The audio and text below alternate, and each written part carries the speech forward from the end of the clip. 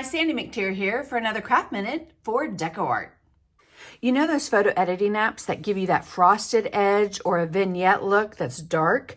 I'm going to show you how to do that with paint and a baby wipe. Wrap it around your index finger. I'm running it through the DecoArt Media Payne's Gray, but you could also use either soft black, lamp black, or a frosted look. You could use snow titanium white. I'm going to run my finger right into that paint, work it back and forth, right into that baby wipe. And the key is you want your wrist on the inside of your surface. You're going to run your finger right along that edge.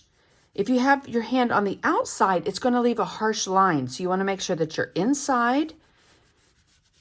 And the dampness from the baby wipe is going to kind of float that color on as if you were doing it with a brush.